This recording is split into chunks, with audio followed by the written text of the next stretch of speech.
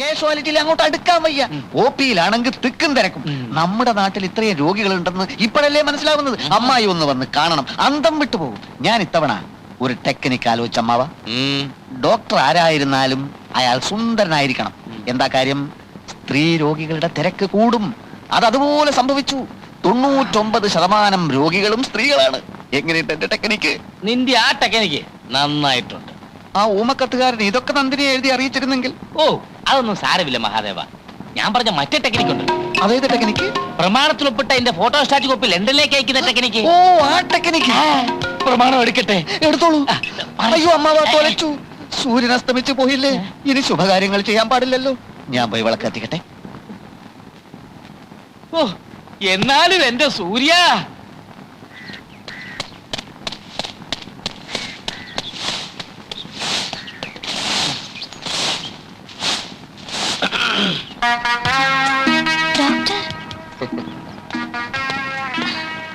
ഞാൻ വിചാരിച്ചില്ലേ ഇന്ന് വിജയിക്കുമെന്ന്. മനസ്സിലായില്ല. കാലത്തോടുന്നു എന്നുള്ള വ്യാജേനെ നിർമ്മലയുടെ വീടൊന്ന് കണ്ടുപിടിക്കാൻ വേണ്ടി 4-5 ദിവസമായിട്ട് ഈ ഏരിയ മുഴുവൻ ഞാൻ കവർ ചെയ്തോണ്ടിരിക്കുക. ഈ റോബർട്ട് ബ്രൂസിന്റെ കഥ കേട്ടിട്ടുണ്ട്. 7 തവണ തോറ്റിട്ടും പിന്മാറാതെ 8ാം തവണ യുദ്ധം ജയിച്ച രാജാവിന്റെ കഥ. ശ്രമിച്ചാൽ നേടാം. അതാണ് ആ കഥയുടെ ഗുണപാഠം. എന്തിനാ എന്റെ വീട് കണ്ടുപിടിക്കുന്നത്? കാണാൻ. യൂണിഫോമിലല്ലാത്ത നിർമ്മലയെ ഒന്ന് കാണാൻ. എന്നോട് മേൽവിലാസം ചോദിക്കാമായിരുന്നില്ലേ? അതിൽ ത്രില്ലില്ല. മാത്രവുമല്ല, ഞാൻ വരുന്ന കാര്യം മുൻകൂട്ടി അറിഞ്ഞാൽ നിർമ്മല മേക്കപ്പ് ഇടും, ആഭരണങ്ങൾ അണിയും. ഇതുപോലെ ഒറിജിനൽ നിർമ്മലയെ കാണാനൊക്കെയല്ല. ഞാനൊരു സാഹിത്യകാരനൊന്നുമല്ല, എങ്കിലും ഞാൻ സ്വല്പ സാഹിത്യം പറയാൻ പോവാ. ഈ പ്രഭാതത്തിലെ ചുവപ്പ് നിർമ്മലയുടെ കവിളിലെ ചുവപ്പുമായി മത്സരിച്ചു. ഓക്കെ? ജയിച്ചതോ നിർമ്മലയുടെ കവിള്. എങ്ങനെയുണ്ട്? എങ്ങനെയുണ്ട്? ഡോക്ടർ, ഞാനൊരു പാവമാണ്. ഞാനൊരു ദുഷ്ടനല്ല. ആണെന്ന് ഞാൻ പറഞ്ഞോ? അകത്ത് വന്ന ഡോക്ടർക്ക് കാണാം. ജന്മനാ തളർന്ന ശരീരവുമായി കിടക്കുന്ന എന്റെ അനുജൻ കുഞ്ഞുണ്ണി. അച്ഛൻ മരിച്ചതിന് ശേഷം ആത്മവിശ്വാസം നഷ്ടപ്പെട്ട അമ്മ. ഇതൊക്കെയാണ് എന്റെ സമ്പാദ്യം. ഡോക്ടർ വലിയ ആളാണ്. ഒരു ദുരന്തമെടുത്ത് തലേ. നാം തമ്മിൽ കണ്ടുമുട്ടുമ്പോൾ എനിക്ക് നിർമ്മലയെ മാത്രമേ അറിയാമായിരുന്നു. ഇനിയും അതറിഞ്ഞാൽ മതി. പിന്നെ നിർമ്മലയുടെ ദുരന്തങ്ങൾ പങ്കുവയ്ക്കുന്നതിൽ എനിക്ക് സന്തോഷമേ ഉള്ളൂ. എങ്കിലും ഇന്നും ആശുപത്രിയിൽ എത്താൻ ലേറ്റ് ആവുമോ? ഇല്ല, ഞാനിത് പുറപ്പെട്ടു കഴിഞ്ഞു. വേഗം വരണം. ഞാൻ കാത്തിരിക്കും.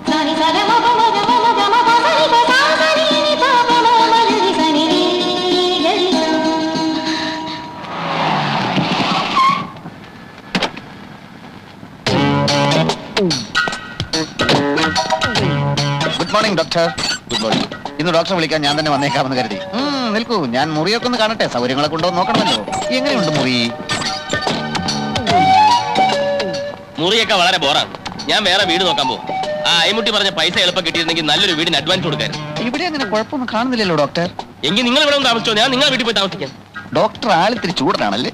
ഇത്തിരിയല്ലേ, നല്ല ചൂടൻ. പക്ഷെ സത്യം പറയണമല്ലോ, രോഗികൾക്ക് ഡോക്ടറെ ഭയങ്കര മതിപ്പാണ്. നിങ്ങളുടെ ആശുപത്രിയിൽ കൊള്ളാവുന്ന ഒരു ഡോക്ടർ വരുന്നത് ആദ്യമായിട്ടായിരിക്കും. എന്നെ പറ്റി ഡോക്ടറുടെ അഭിപ്രായം എന്താണ്? നല്ല അഭിപ്രായം. എന്തായാലും ആശുപത്രി പൂരപ്പറമ്പാക്കിയ പാർട്ടിയല്ലേ. ഡോക്ടർ അത് ഇപ്പോഴും മനസ്സിന് കളഞ്ഞില്ല അല്ലേ? എന്തായാലും ഡോക്ടറുടെ വരാൻ കാരണക്കാരൻ ഞാനാണ് എന്നുള്ളതിന്റെ ക്രെഡിറ്റ് എങ്കിലും എനിക്ക് തന്നൂടെ? പിന്നെ എന്റെ ആശുപത്രി നടത്തിപ്പ് ഞാൻ മിടുക്കലാണ് ഡോക്ടർ. ഡോക്ടറുടെ കയ്യിൽ ലെറ്റർ പാഡ് ഉണ്ട്. എന്തിന്? ഞാനൊരു അഡ്രസ് തരാം. ഡോക്ടറുടെ ലെറ്റർ പാഡിൽ മഹാദേവൻ തമ്പി, അതായത് ഞാൻ ബഹുമിടുക്കനാണ് എന്ന് എഴുതി ഈ അഡ്രസ്സിൽ അയച്ചാൽ നന്നായിരുന്നു. മിസ് നന്ദിനി തമ്പി. ആരായത്? എന്റെ കാമുകയാണ്, അമ്മാവന്റെ മകളാണ്. ലണ്ടനിൽ പഠിക്കുക. ചെറുപ്പം തൊട്ടുള്ള എന്റെ ഒരു മോഹമാണ്.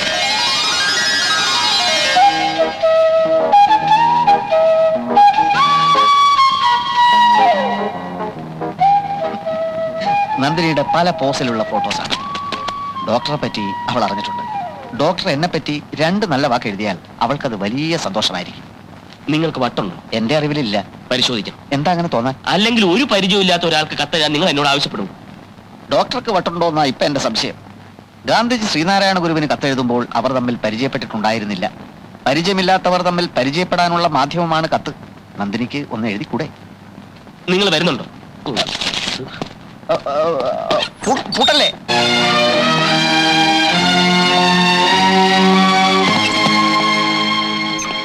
നമസ്കാരം ഡോക്ടർ. നമസ്കാരം.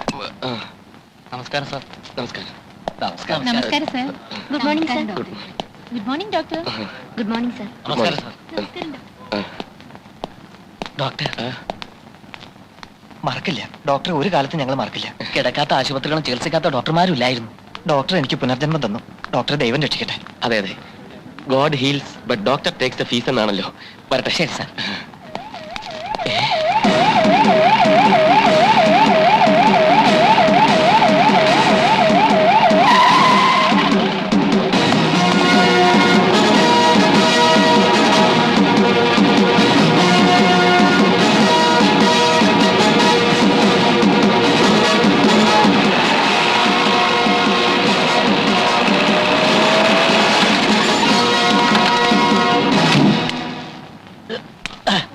മന്ത്രി അദ്ദേഹം വന്നാട്ടെ വന്നാട്ടെ വന്നാട്ടെ. ഉം.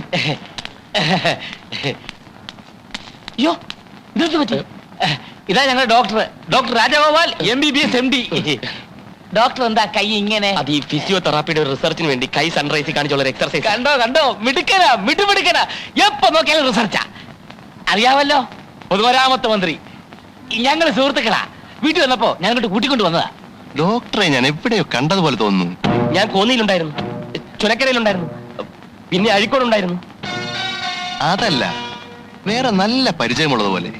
എങ്കിൽ അത് ഞാനായിരിക്കില്ല. നമുക്ക് ആശുപത്രിയൊക്കെ ചുറ്റിക്കറങ്ങി ഒന്ന് കാണാം. ഉം. ഇതൊക്കെ ഒന്ന് വലുതാക്കി എടുക്കണം. സഹായം വേണ്ടി വരും. ഉം. ഞങ്ങൾ റൂമിലേക്ക് വരാം. വന്നാട്ടെ വന്നാട്ടെ വന്നാട്ടെ.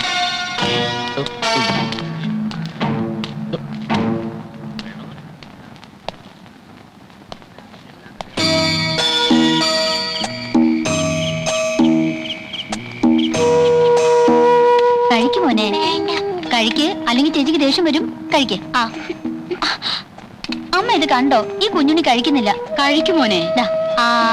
അമ്മയ്ക്ക് ഇനി കഞ്ഞി വേണോ? വേണ്ട, മോള് കഴിച്ചോ. ഞാൻ പിന്നെ കഴിച്ചോളാം.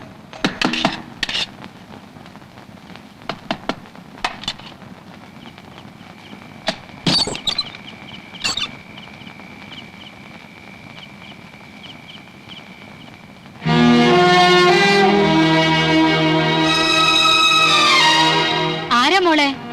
അത് ആശുപത്രി അമ്മേ. എന്ത് വേണം? ഒന്നും വേണ്ടിയിട്ടല്ല. സിസ്റ്റർ പോകുന്നതിന് ശേഷം ഞാനും ഇറങ്ങി. എവിടേക്കാ പോകണ്ടെന്ന് അറിയില്ലല്ലോ. എല്ലാവരുടെയും മുമ്പിൽ വെച്ച് പോലീസ് കൊണ്ടുപോകുന്നത് താങ്ങാനാവില്ല.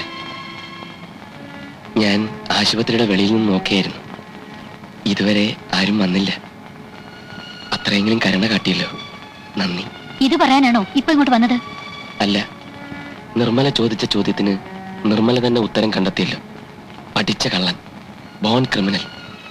ശരിയാണ്, ഒക്കെ ശരിയാണ്. എങ്കിൽ പിന്നെ വേറെ എന്ത് കാര്യം പറയാനാണ് ഈ രാത്രി ഇവിടെ വന്ന് ശല്യം ചെയ്യുന്നത്?